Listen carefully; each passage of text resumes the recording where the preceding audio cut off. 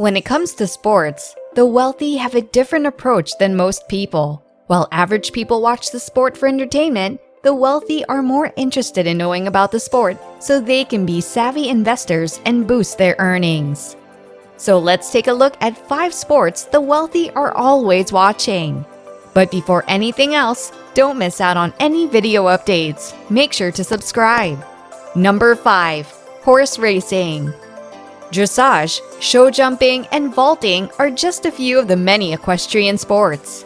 Due to the cost of owning and caring for a horse, many of them would be considered sports for the rich.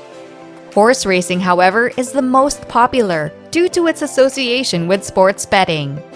The sport involves riding horses over a variety of surfaces, such as dirt, turf, or synthetics.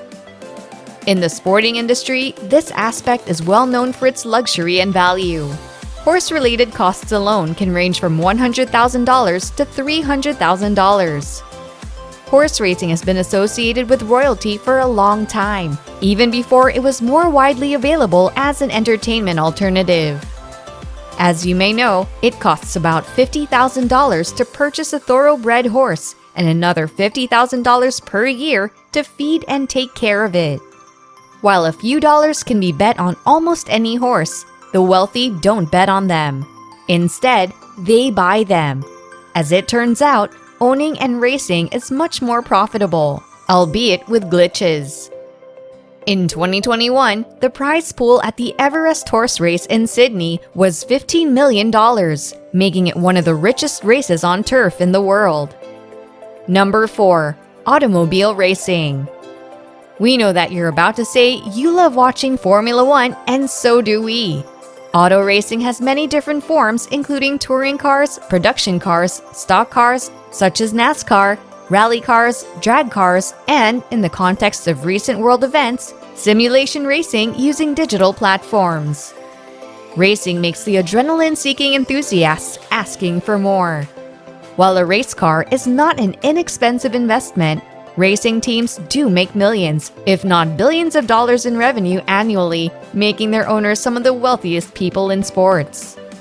Millionaires and billionaires, however, watch more than just drifting or trying to beat Hamilton when it comes to car racing.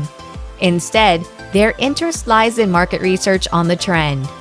Formula 1 racing, for example, is not only competitive, engaging, and completely immersive, but it's a great opportunity for businesses to showcase and advertise their brand.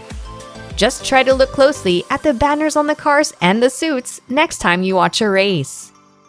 Number 3. Golf. People usually think of golf first when asked about rich people sports.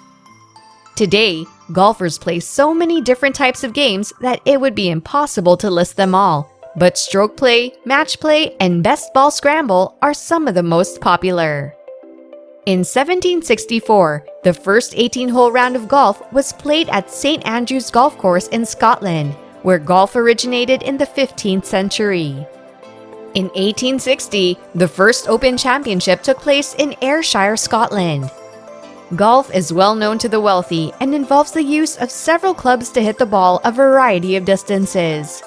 Additionally, the holes vary in the number of strokes needed to complete them, ranging from par 3 to par 4 to par 5. One of the most interesting aspects of golf is that there's no standard playing surface. Changing terrain and the location of holes on different courses are part of the challenge. Players with the fewest strokes used per round are declared the winners, and also win whatever wagers are placed.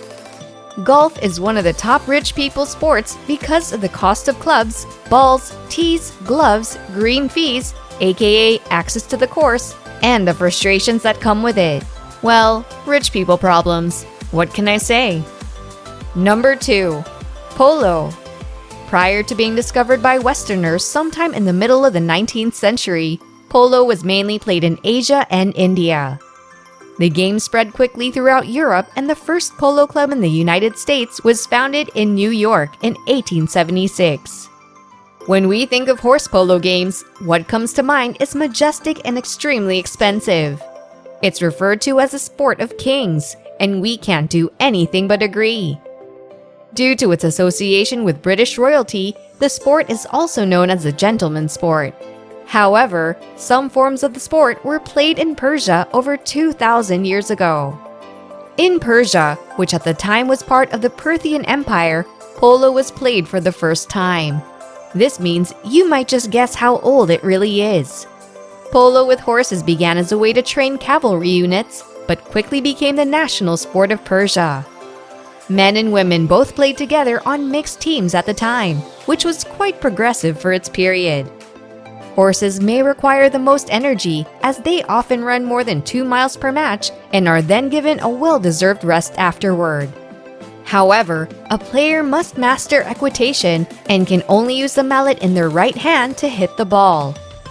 Although teamwork is necessary to win the polo match, it doesn't make it any less challenging, does it? Still, why do rich people pursue the sport? Apart from its history and traditions, it's also pretty exclusive to the upper ranks of society. And, as with horse racing, a lot of money is at stake as the polo industry itself is worth more than $300 billion. Number 1. Competitive sailing. It's one thing to hop on your sailboat for an afternoon of recreational sailing and quite another to participate in competitive sailing. Well, even just the cost of a sailboat is enough to make it a sport for the rich. We're particularly intrigued by the world of competitive sailing. So you should note that sailing was called yachting up until 1996, and competitive racing is known as regatta. Yachting began in 1851 and its first appearance at the Olympics was in 1900 in Paris.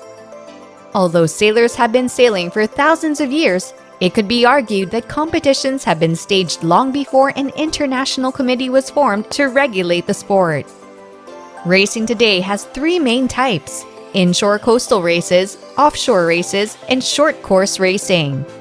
In addition to fleet races and team races, there are also match races. Sailing's largest events are organized and regulated by the International Sailing Federation.